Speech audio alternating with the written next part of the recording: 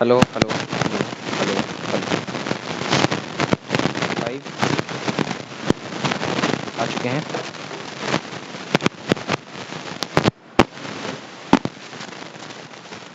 आवाज़ आ रही है? आनी चाहिए।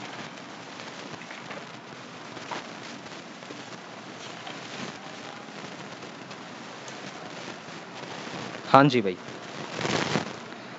लाइव हैं भाई सर इस टाइम। चलिए भाई स्टार्ट करें। हाँ कि ना? चलिए भाई बिना किसी देरी के लाइव। ओके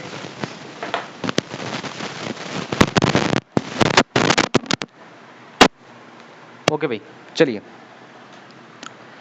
देखिए लेक्चर 1, लेक्चर 2, लेक्चर 3 हम लोगों ने कवर नहीं किया है अभी। हमने लेक्चर 1 और लेक्चर 2 पूरा तरीके से कवर कर लिया और लेक्चर 3 आज होने वाला है, जिस लेक्चर का नाम है प्रोक्योरेटिक कोशिका। उसको आज हम करेंगे इस लेक्चर के अंदर, ठीक है? तो फटाफट से ज़रा सा थम्स अप करते हैं कि क्या सभी लोग आ चुके हैं? क्या सभी लोग आ चुके हैं? क्या सभी लोग आ चुके हैं? क्या सभी लोग आ चुके हैं? फोकस घटता तो नहीं है क्या? चलिए, आप लोग को मैंने एक चीज़ बताई थी लेक्चर 1 से लेकर के लेक्चर 3 तक कोशिका के बारे में, ठीक है? तो कोशिका जीवन की इकाई जो लेक्चर नंबर फर्स्ट है उसको एक बार रिकॉल करते हैं, फिर लेक्चर नंबर 2 को रिकॉल करते हैं और देन जो है हम लोग लेक्चर नंबर 3 को आज स्टार्ट करेंगे। मैं बैठ जाता हूँ और बोलना शुरू करता हूँ आज से लेक्चर नंबर 1 का, ठीक है? तो लेक्चर 1 मैं लिख दे रहा हूँ, lecture 1 to lecture 2 recap. Recap तो चलिए देखिए किस चीज़ का, ये भी आप लोग देख सकते हैं, बॉटनी, कोशिका जीवन की इकाई। तो देखिए लेक्चर 1 के हमने क्या पढ़ा था?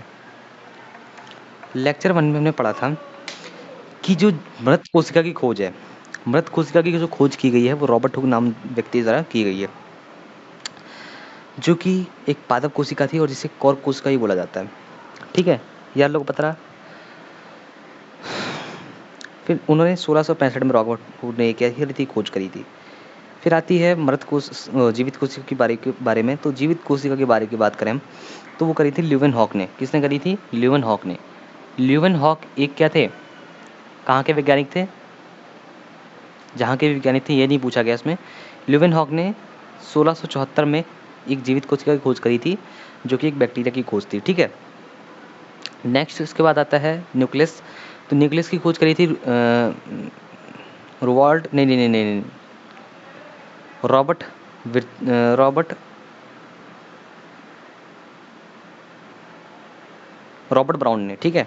रॉबर्ट ब्राउन ने करी थी ऑर्चिडो में और उन्होंने बोला था कि कोशिका जो है उसका डायरेक्टर जो है न्यूक्लियस ही है और न्यूक्लियस ही जो है कोशिका को क्या करता है? हैंडल करता है, ठीक है? ये हमने पढ़ा था।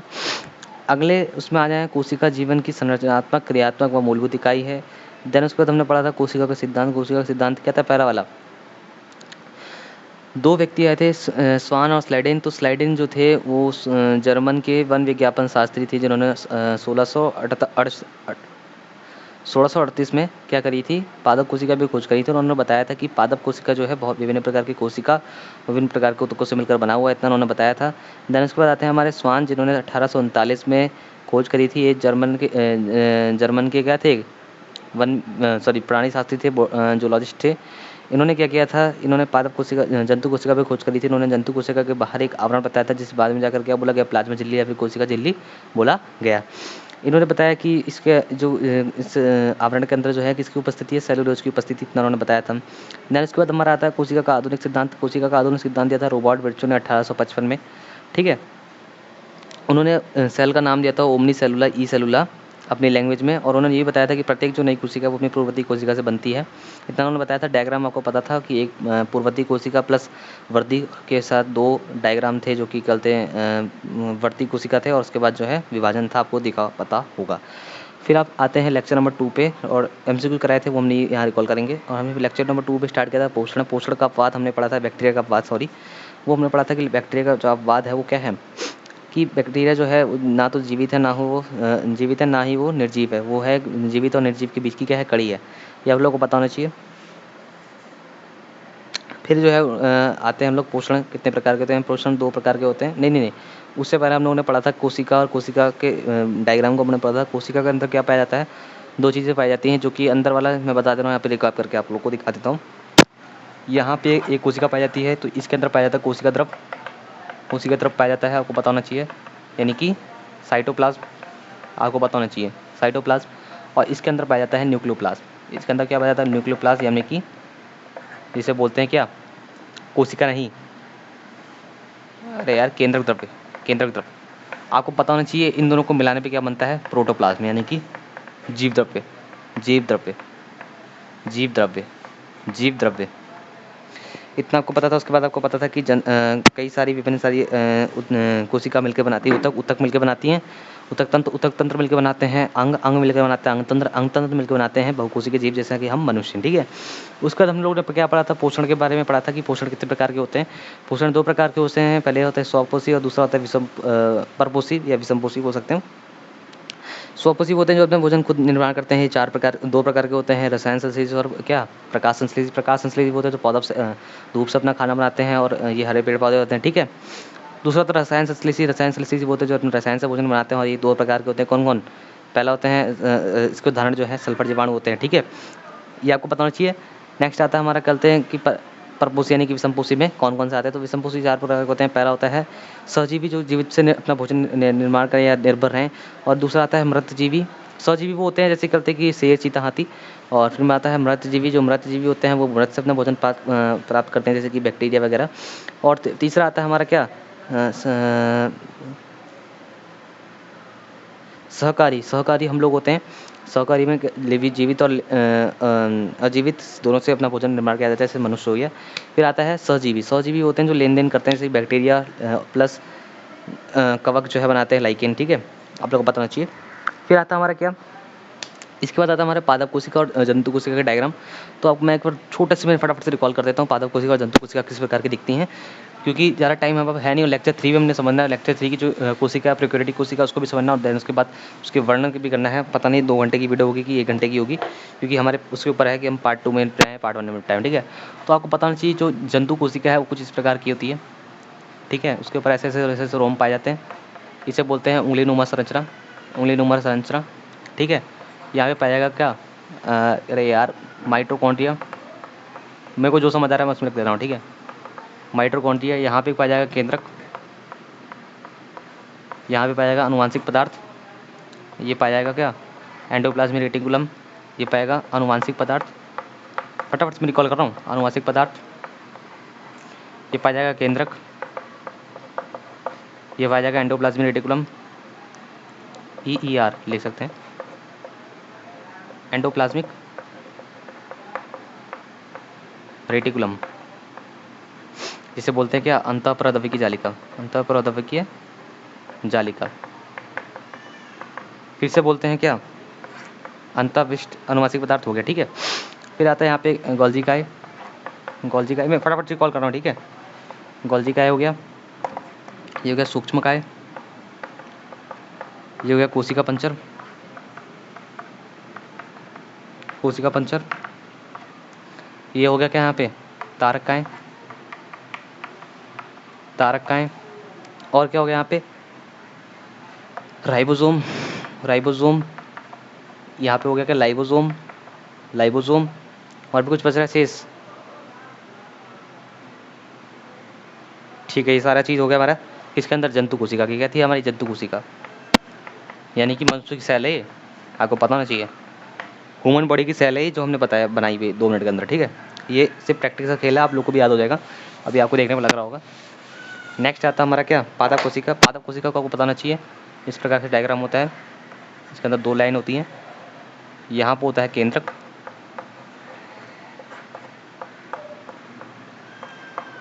यहाँ पर होना एंडोप्लाज्मिक रेटिकुलम यानी कि अंतःपरद्रव्य की जालिका, अंतःपरद्रव्य की जालिका पता होना चाहिए। ये होता है केंद्रक। अनुवांशिक पदार्थ, अनुवांशिक पदार्थ,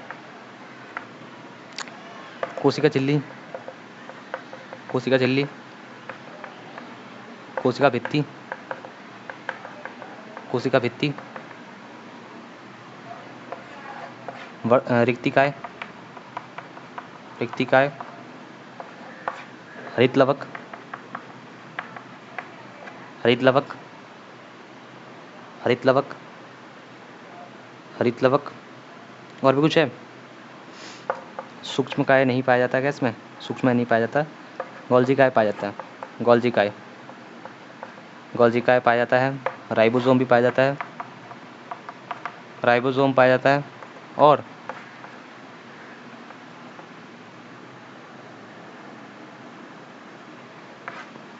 राइबोसोम हो गया, और एक क्या होता है? मिसोसोम, लेजिसोम, लेजिसोम, लेजिसोम जिसे बोलते हैं यार, कुछ इस टाइप का। ठीक है, तो ये सारी चीज़ें इसके अंदर पाई जाती है, आपको पता होना चाहिए डायग्राम के अंदर। इंपॉर्टेंट नहीं, लेकिन 9th-10th का कॉन्सेप्ट तो हमें चलते लेके चलना था। देन उसके बाद आपको पता होना चाहिए फिर हमारा क्या कॉन्सेप्ट आता है, मैं आपको बताता हूँ। ये हो गया हमारा 2 डायग्राम हमने कवर कर दिया। ठीक है, उस पर कुछ मैंने बेसिक चीज़ें बताई थी, जैसे कि कहते हैं एक सेल के अंदर कितनी 100% में से क्या क्या चीज़ें पाई जाती हैं। तो आपको पता होना चाहिए 100% के अंदर जो है हमारा लिख दो यार हम यहाँ पे, पता होना चाहिए आपको डायरेक्ट। ठीक है, देखो 5 चीज़ें पाई जाती हैं। देखो पहला हो गया 100% वाटर, सॉरी वाटर हो गया पहले। ठीक है, वाटर हो गया, फिर हो गया प्रोटीन हो गया, फिर हो गया कार्बोहाइड्रेट हो गया, और क्या? वसा हो गया, और क्या हो गया? न्यूक्लिक एसिड हो गया। तो प्रोटीन सॉरी पानी होता है, आज तू है पानी पानी पानी 7 बार बोला तो 10 कम 60 और 10 प्लस ज़्यादा यानी कि 80%, 60 से 80% हो गया हमारा क्या? पानी हो गया। देन उसके बाद क्या आता है हमारा? उसके बाद आता है हमारा क्या? प्रोटीन। प्रोटीन आता है 10 से आवाज़ आ रही है, यानी कि 10 से 15% क्या होता है? हमारा प्रोटीन होता है। देन उसके बाद वसा आता है, वसा होता है 2%। न्यूक्लिक एसिड होता है 7 से 5%। और क्या होता है? और क्या होता है? कार्बोहाइड्रेट से 3 आ रहा है, तो 3 से 5% क्या होगा हमारा? कार्बोहाइड्रेट होगा। ठीक है, फिर हम लोग को क्या बोलते हैं? बैक्टीरिया के बारे में पढ़ा था। 4 प्रकार के बैक्टीरिया होते हैं। जो गोलाकार होता है उसे बोलते हैं आकस। जो वृत्ताकार होता है उसे बोलते हैं बेसिलिस। सॉरी जो क्या होता है? छड़ाकार होता है उसे बोलते हैं बेसिलिस। जो कॉमाकार होता है उसे बोलते हैं क्या? विब्रियो। और जो चौथा आकार यानी कि जिगजैग होता है उसे बोलते हैं स्पाइरोलम। ठीक है, आपको पता होना चाहिए चारों चीज़ें। देन उसके बाद आते हैं हम लोग कुछ एनसीईआरटी सॉरी नीट के इंपॉर्टेंट एमसीक्यूज थे। तो वो पहला क्वेश्चन क्या था हमारा? देखो सबसे छोटी कोशिका क्या है? माइक्रोप्लाज्मा। आपको पता होना चाहिए 0.2 यू मीटर्स का क्या है? 0.3 यू मीटर्स का क्या है? साइज है। देन उसके बाद सबसे बड़ी कोशिका क्या है? अंडा है किसका? ऑस्ट्रिच का। ये आपको पता होना चाहिए, इसका साइज नहीं बोला गया है। देन उसके बाद आता है जीवाणु का साइज। जीवाणु का साइज होता है क्या? बोलते हैं 3 से 5 यू मीटर होता है। ठीक है, देन उसके बाद आना चाहिए आरबीसी। आरबीसी का साइज होता है 7 यू मीटर। ठीक है, उसके बाद आता है क्या? जीवाणु का साइज, नहीं नहीं नहीं बैक्टीरिया, जीवाणु का साइज बैक्टीरिया, नहीं नहीं नहीं यार, बैक्टीरिया का साइज होता है वो आपको बताना चाहिए 0 यू मीटर तक होता है। ठीक है, देन उसके बाद क्या आता है? पीपीएलओ जिसका साइज होता है 0.2 यू मीटर तक। ठीक है, 0.1 यू मीटर तक। ठीक है, देन उसके बाद आता है क्या? प्रारूप जीवित कोशिका यानी कि ट्रिपिकल सेल ऑर्गेनिज्म, जो भी बोलो, ट्रिपिकल लिविंग ऑर्गेनिज्म सेल, जो भी बोलो यार, नाम याद नहीं आ रहा ढंग से। ये तो उसका साइज होता है 1 से 2 यू मीटर तक। आपको इतना पता होना चाहिए। ये सब चीज़ें कराने के बाद लेक्चर 2 ने क्या कर दिया? क्लोज कर दिया था, आपको पता होना चाहिए। ठीक है भाई साहब, कितने मिनट?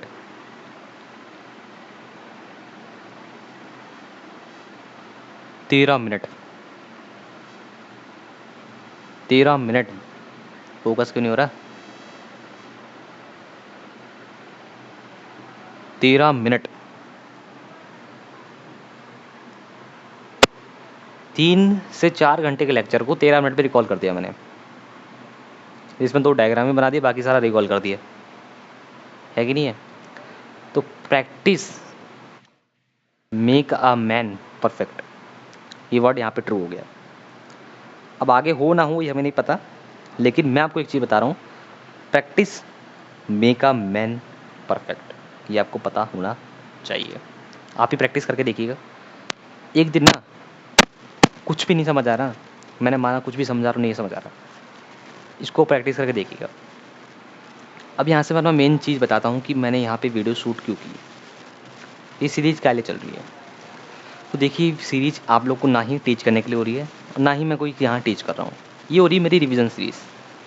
मैं जो भी स्टडी बेस यहाँ पे अपना नोट्स में कर रहा हूँ, स्कूल का वर्क हो गया चाहे ऑनलाइन वर्क हो गया, उसको मैं एज ए रिवीजन रिकॉर्ड कर रहा हूँ।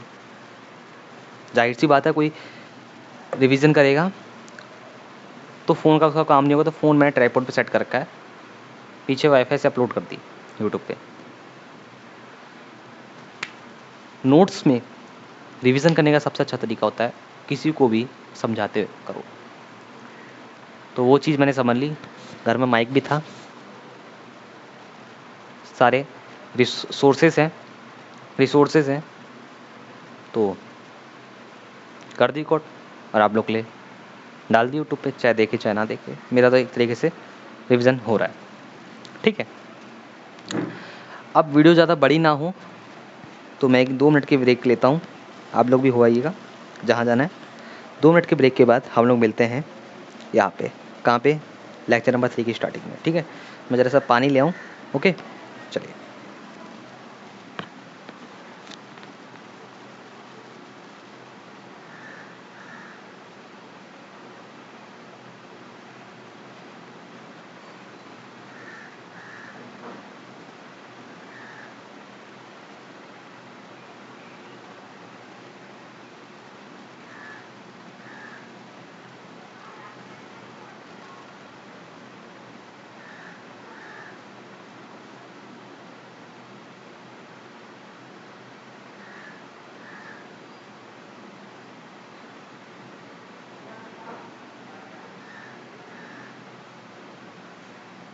आ चुके भाई, आ चुके हैं।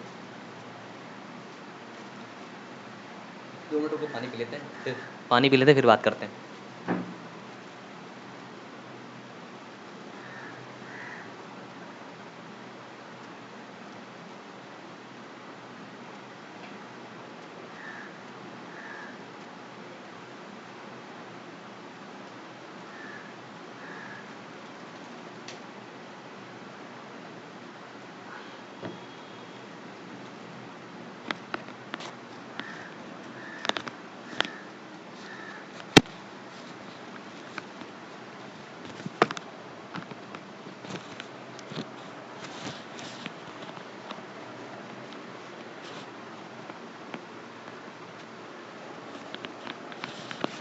चलिए,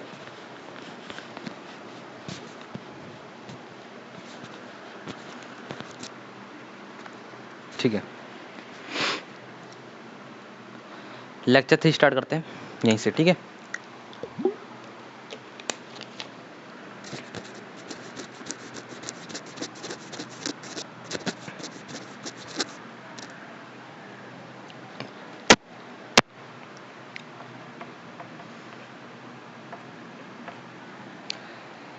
लेक्चर 3 है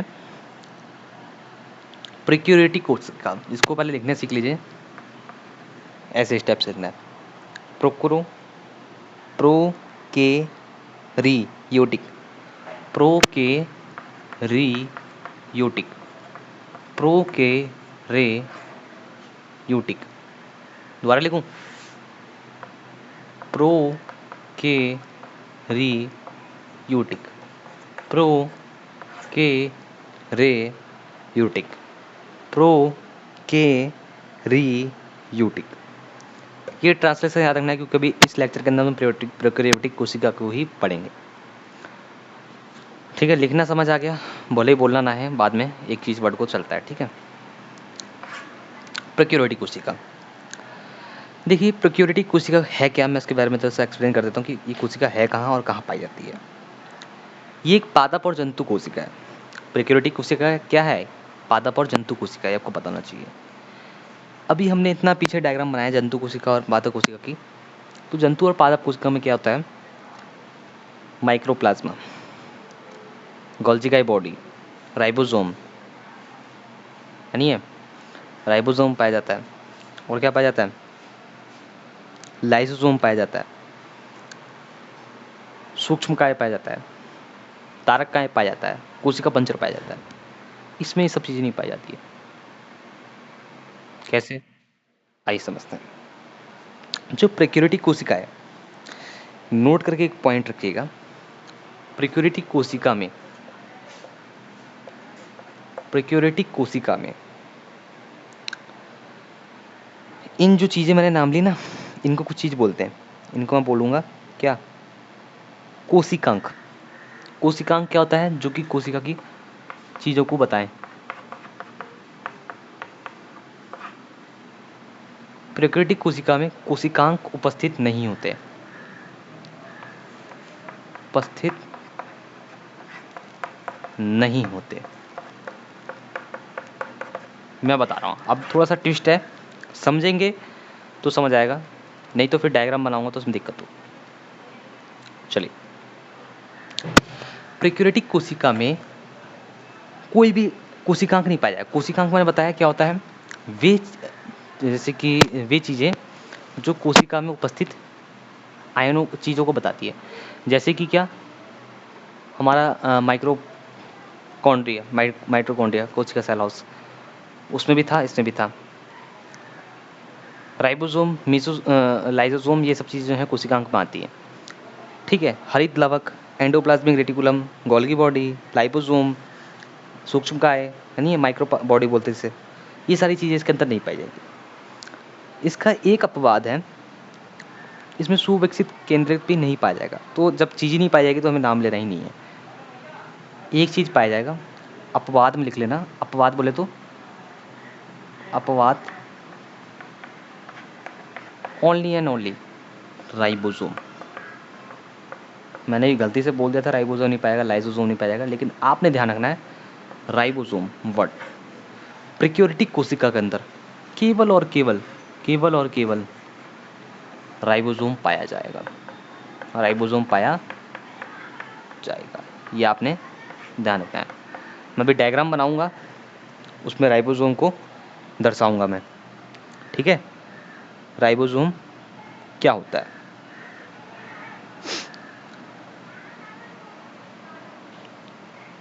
अब वो कहाँ पाया जाएगा वही मैं दिखाऊंगा कोशिका के अंदर। और देना भी कोशिका बनाऊंगा, थोड़ी कठिन है, टफ है, एक बार देखेंगे, 2-4 बार देखेंगे तो आ जाएगा। लेकिन राइबोसोम में पाया जाएगा, और कोई भी चीज़ें माइक्रोकॉन्ड्रिया, lysosome, Golgi body, endoplasmic reticulum, ये सारी चीज़ें नहीं पाई जाएंगी। देखना कैसे। अब आपको एक चीज़ और रखनी है याद, पॉइंट करके, कि क्या मैं बताता हूँ।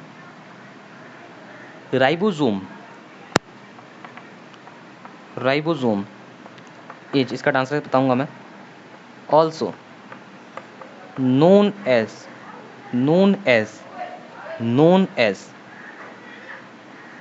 protein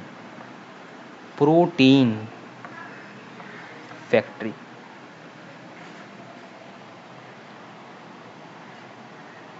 because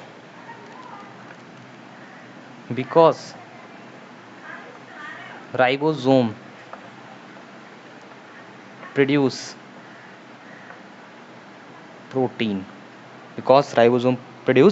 protein, इसका अर्थ आपको पता लग गया होगा कि राइबोसोम को जो है प्रोटीन फैक्ट्री के नाम से जाना जाता है। ठीक है, क्योंकि ये क्या करता है? प्रोटीन बनाता है।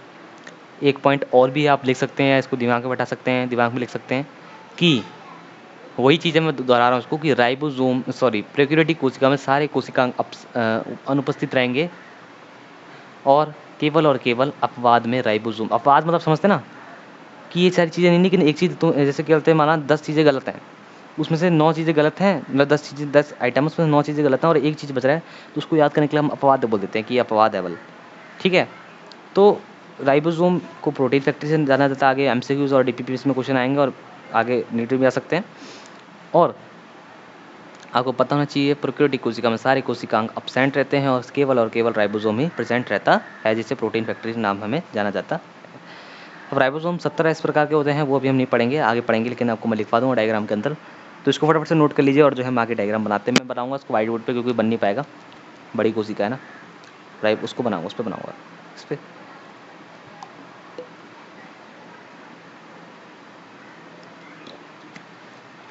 आज के लेक्चर के अंदर केवल हमने ये प्रोकैरियोटिक कोशिका बनानी है, देन उसके बाद क्या करना है, उसके डायग्राम की जो चीज़ें हैं उसको हमें एक एक करके लिखना होगा।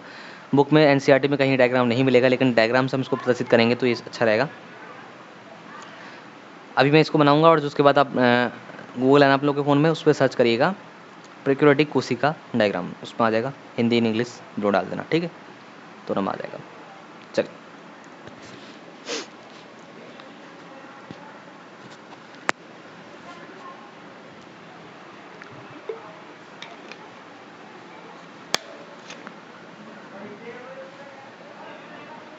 इसको मैं रफ नहीं करता हूँ, बैक साइड कर देता हूँ, क्योंकि राइबोसोम हमको बनाना है। क्या करें यार, डिजिटल बोर्ड लिया नहीं है, महंगा है काफ़ी, 60-70 हज़ार से स्टार्टिंग है, तो इसी से काम चलाना पड़ रहा है, समझ गए।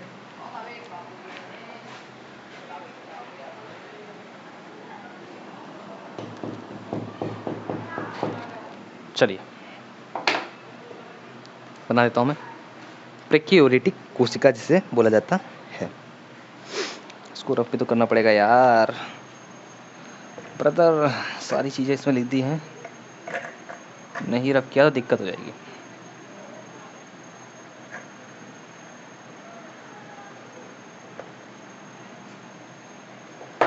ये मार्कर तो खराब ही है,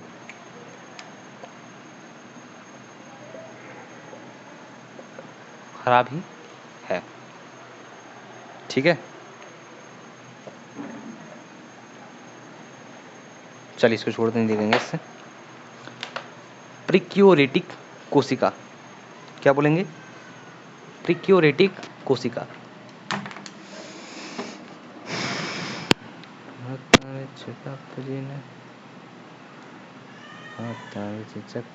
देखिए प्रोकैरियोटिक कोशिका मैं लिख दे रहा हूँ हेडिंग, बिना देखे चीट करके बनाएंगे हम, आपको मैं बाद में लिख के दिखाऊंगा अगर बची कहीं तो। इसका डायग्राम देखो, इस टाइप से होता है, वो ऐसी चीज़ों में ना ऐसे ही होता है, लिखते ही क्या होता है, दिक्कत हो जाती है। देखो प्रोकैरियोटिक कोशिका का डायग्राम ऐसे आवल शेप में होता है, एक साइड से बनाना ज़्यादा ठीक है यार, वैसे परफेक्ट बनता है। अगर डिजिटल बोर्ड में शेप होता तो हम इसको सेव कर देते ऐसे, इस टाइप से, कुछ इस टाइप से। तीनों नहीं मिली हैं, यहाँ से थोड़ा सा देखना पड़ता है भाई। हाँ कोशिश करूँगा कि जो क्या नेम है वो मैं लिखूँ अपने आप से, बट कोशिश करूँगा, क्योंकि पॉसिबल नहीं है, पॉसिबल नहीं है यार, ये मीसोसोम नहीं बन रहा, ठीक है यार, समझ जाओगे आप लोग भी। इसके ऊपर ऐसे पाए जाते हैं रोम,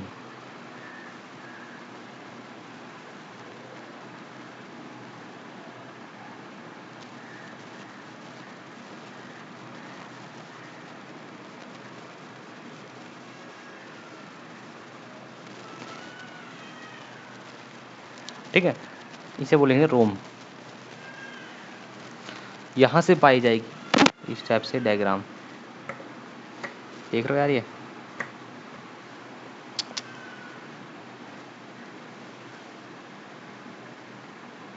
इसे बोलेंगे क्या,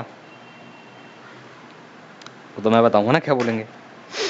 चलिए भाई, अब ये मतलब स्ट्रक्चर्स का कंप्लीट हो गया, इसमें चीज़ें दर्शानी है, चलिए दर्शा देते हैं। बाहर से शुरू करते हैं, इसे बोलेंगे कसाबिका, कसाबिका। इसमें हम इंग्लिश में ही नहीं समझेंगे, सॉरी हिंदी में ही समझेंगे, क्योंकि काफ़ी ज़्यादा डिफिकल्ट हो जाएगा। अगर लगा आप लोग को तो आप लोग बताएंगे, कसाबिका बोलेंगे, ठीक है। इसे बोलेंगे ग्लाइकोकैलिक्स, क्या बोलेंगे, ग्लाइको कैलेक्स, क्या बोलेंगे, ग्लाइको कैलेक्स। इस वाले को बोलेंगे कोशिका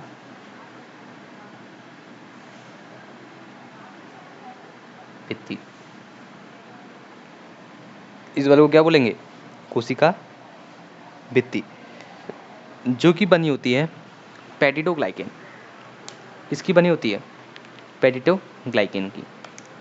यहाँ पे लिख दे रहा हूँ मैं, किसकी बनी होती है? पेप्टिडोग्लाइकेन।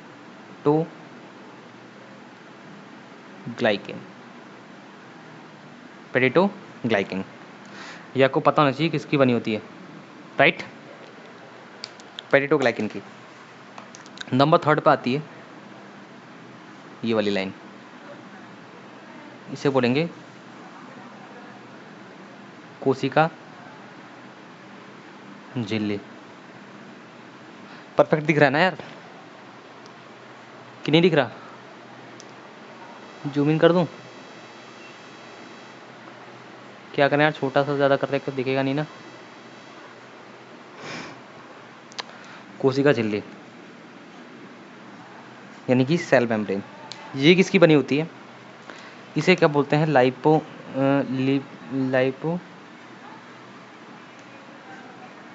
लिपोप्रोटीन, लाइपोप्रोटीन बोलते हैं। ये जानी जाती है लाइपोप्रोटीन, लाइपोप्रोटीन, ठीक। यानी ये बनी होती है लिपिड प्लस प्रोटीन की, राइट? इतना क्लियर हो गया? शुरू समझाएं? ऐसा डायग्राम बनाया, डायग्राम आप लोग सीख जाओगे कुछ टाइम में। इसे बोलते हैं कसावी का फ्रेगमेंट, जिसे बोलते हैं, इसे बोलते हैं ग्लाइकोकैलेक्स, उसकी बाहरी आउटर लेयर होती है। हिंदी और इंग्लिश की वर्ड है। इसे बोलते हैं कोशिका भित्ति, यानी कि बीच वाले को कोशिका भित्ति बोलते हैं, जो कि किसकी बनी होती है? पेप्टिडोग्लाइकेन की बनी होती है। किसकी बनी होती है? पेप्टिडोग्लाइकेन की। देखो ग्लाइकेन, ग्लाइकेक्स ऐसे सब आ रहा है ना, तो पेप्टिडोग्लाइकेन नाम से बोल सकते हैं आप लोग, बोल सकते नहीं है। फिर है सेल कोशिका झिल्ली, यानी कि ये बनी होती है लाइपोप्रोटीन की। किसकी बनी होती है? लाइपोप्रोटीन। लाइपोप्रोटीन से ये समझ आ जाएगा lipid plus protein, lipid plus protein, lipid plus protein, lipid plus protein, याद हो जाएगा। नेक्स्ट पे आते हैं। हो गया? चलिए, इसे बोलेंगे, ये तो यार गलत पेन उठा लिया, इसे बोलेंगे रोम व झालर। ये रोम और बोल सकते हो, रोम और झालर, क्योंकि दोनों चीज़ मानी जाती है, ठीक। ये हो गया। और भी कुछ है? बहुत कुछ है भी, ठीक। यहाँ पाया जाएगा इसमें इस टाइप से क्या?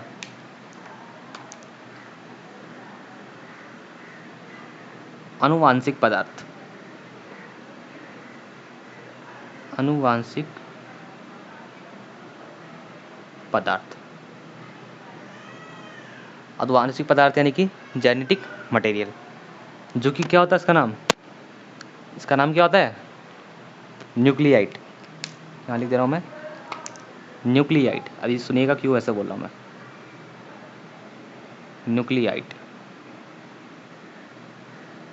न्यूक्लियाइड आनुवांशिक पदार्थ, न्यूक्लियाइड आनुवांशिक पदार्थ, या जीनोफोर भी बोलते हैं इसे। यहाँ लिख दूँ मैं, ऑल्सो नोन एज जीनोफोर, ठीक। ये हो गया। अब एक आनुवांशिक पदार्थ और पाया जाता है, क्या बना दे रहा हूँ मैं,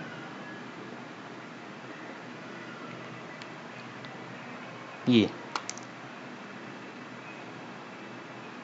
इसे बोलेंगे अतिरिक्त आनुवांशिक पदार्थ। यार सही बताओ ना, हाथ पैर दर्द हो जाते, पैर दर्द हो जाते हैं खड़े खड़े। 2 घंटा 2.5 घंटा खड़ा होना बड़ी बात होगी। जो कि बनी होती है किसकी? जो कि किसकी बनी होती है?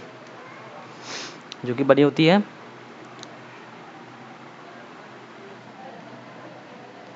प्लाज्मिड की। यार ये कुछ नाम है ना जो मेरे को भी ध्यान नहीं होते, तो नहीं ऐसी बात नहीं, हो जाएंगे आप लोग को, मैंने भी इसको रिवीजन नहीं किया। प्लाज्मिड, इसे और भी बोलते हैं, जो आपको सरल लगे उससे आप कर लेना। ठीक है, इसको एक ही चीज़ बोलते हैं, अतिरिक्त आनुवंशिक पदार्थ। बच्चे कहेंगे भैया हाँ सही है। सिर्फ प्लाज्मिड की अतिरिक्त आनुवंशिक पदार्थ बनी होती है और न्यूक्लियाइड और जीनोफोर की क्या बनी होती है, एक आनुवंशिक पदार्थ। अब यहाँ पे क्या पाया जाएगा, इस टाइप से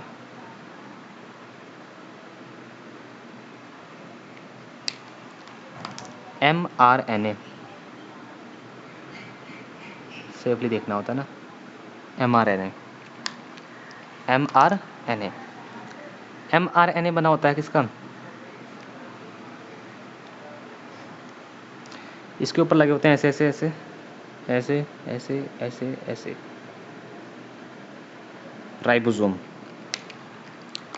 ये क्या लगे हुए हैं, राइबोसोम। देख मैंने बोला था ना, कोई भी कोशिका अंग उपस्थित नहीं हो लेकिन एक ही उपस्थित होगा, जिसे बोलेंगे क्या, राइबोसोम। जो कि किस प्रकार के होंगे, 70S प्रकार के। क्या होते हैं 70S, आगे पढ़ेंगे। इसे बोलते हैं mRNA, और इसे पूरे को बोलेंगे, अभी बताऊंगा क्या मैं। इसे बोलेंगे यहाँ से ऐसे करके ऊपर करके,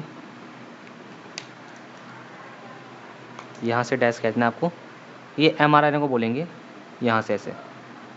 संदेश वाहक ये ना, इसको है, इसका नहीं है, हटा देना अभी।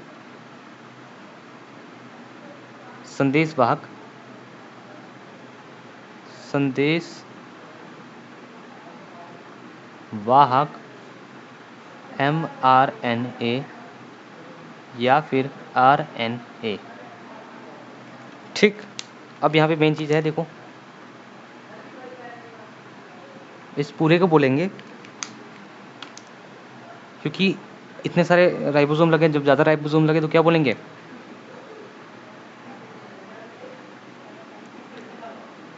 बोलते हैं यार नाम, मैंने बोला ना ऐसी कठिन कठिन है।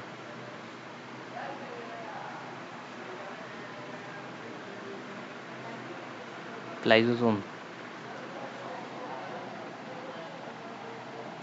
पॉलीजोम, यार नाम ही अलग है ना, बोला मैंने, पॉलीजोम। या फिर क्या बोलेंगे,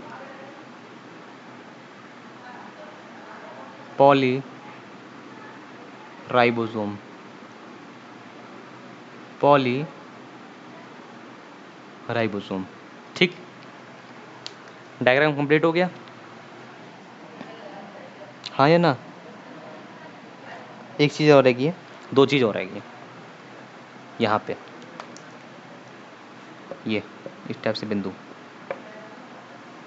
तीन चीज़ और रहेगी, मैं बता रहा हूँ क्या, सरल है। ये होगा क्या, अंतःवृष्ट पिंड, अंतःवृष्ट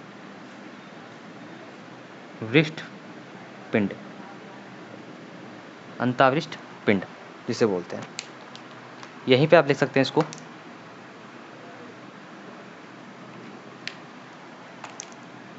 कोशिका द्रव्य,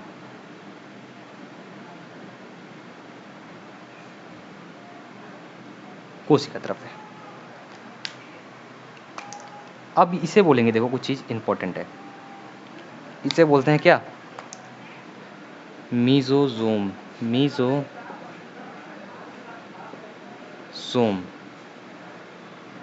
मीजोसोम।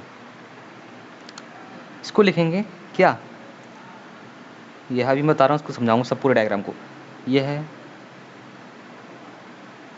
माइटोकॉन्ड्रिया के भांति कार्य करता है, कार्य करता है।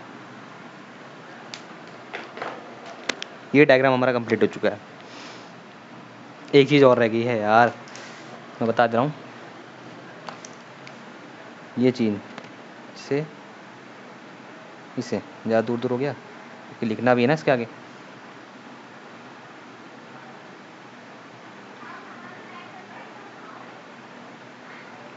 इन तीनों को बोलते हैं क्या, तीनों को मिला करके सुरक्षा, सुरक्षा, देखा हिंदी लिखना ही भूल गया मैं,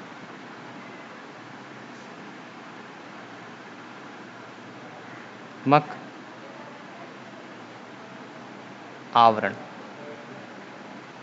सुरक्षात्मक आवरण। यहाँ से डायग्राम कंप्लीट है, आप कुछ नहीं कह सकता। यहाँ से डायग्राम कंप्लीट है।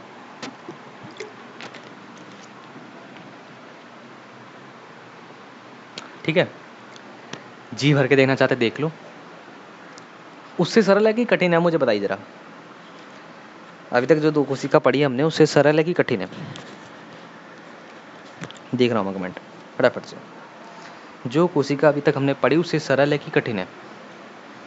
40 मिनट हो गए हमको बैठे बैठे। कठिन है? नहीं कठिन है। सामान्य जिसने नहीं समझा पहली बार में उसको कठिन लगेगा, बल्कि उससे सरल है। कठिन बोल सकते हो, मतलब इक्वल बोल सकते हो, क्योंकि ना ज़्यादा सरल ना ज़्यादा कठिन। देखो कैसे, ये है एक जीवाणु कोशिका। मैं लिख दे रहा हूँ यहाँ पे, ये है क्या? ये है क्या? जीवाणु कोशिका। जीवाणु यानी कि बैक्टीरिया। जीवाणु कोशिका से नहीं लिखना, क्योंकि मैंने आपको स्टार्टिंग में बताया था जीवाणु जो है जीवित और मृत के बीच की क्या है? कोशिका जीवित प्लस मृत के बीच की क्या है? कड़ी है। तो देखो डायग्राम आप लोग को पता होना चाहिए। डायग्राम के बाद आपको पता होना चाहिए कि उसकी सबसे बाहरी लेयर होती है उसे बोलते हैं ग्लाइकोकैलेक्स। उसकी बीच वाली जो होती है उसे बोलते हैं कोशिका भित्ति। उसकी बीच वाली को क्या बोलते हैं? कोशिका भित्ति। कोशिका भित्ति बनी होती है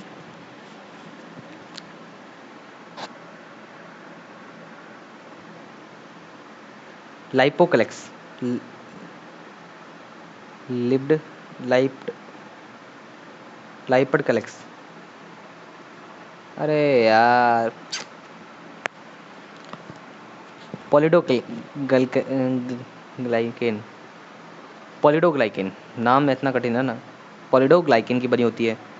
थर्ड पे आता है हमारा कोशिका झिल्ली, जिसे बोलते हैं, जो बनी होती है लाइपोप्रोटीन यानी कि लिपिड प्लस प्रोटीन। लिपिड मतलब होता है वसा, फैट जिसे बोलते हैं। देन उसके बाद ये होता है कसाबिका, जो पूंछ जैसी निकली हुई, इसे बोलते हैं कसाबिका। ठीक है, बिना कसाबिका भी का होता है, लेकिन ये कसाबिका वाला है। और फिर ये जो है इधर जो है इसके अंदर पाया जाता है न्यूक्लियाइड का अनुवांशिक पदार्थ।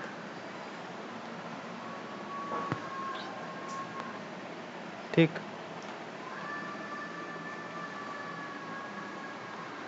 और ठीक है,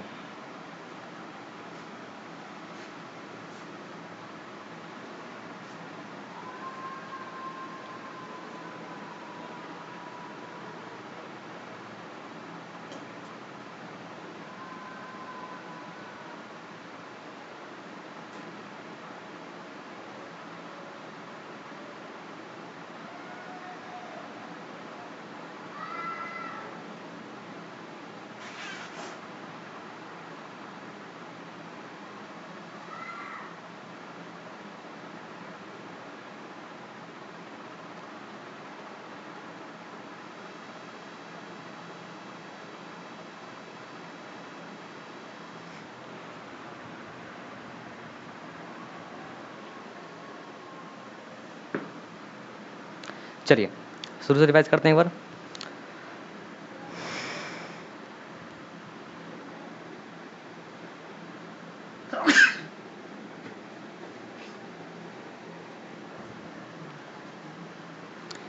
दो मिनट के ब्रेक के बाद फिर से हम रिवाइज करते हैं। देखो फटाफट से, ये डायग्राम आपको पता होना चाहिए। सबसे बाहरी लेयर जो होती है वो ग्लाइकोकैलेक्स होती है, और जो उसके अंदर वाली लेयर होती है उसे बोलते हैं कोशिका भित्ति, जो कि बनी होती है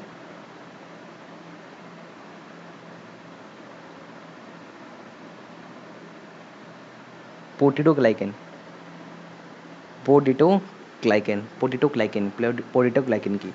देन इसके बाद उसकी तीसरी लेयर जो होती है वो कोशिका झिल्ली होती है। जो तीसरी वाली होती है वो क्या होती है? कोशिका झिल्ली होती है, जो कि बनी होती है किसकी? लाइपोप्रोटीन यानी कि लिपिड प्लस प्रोटीन की।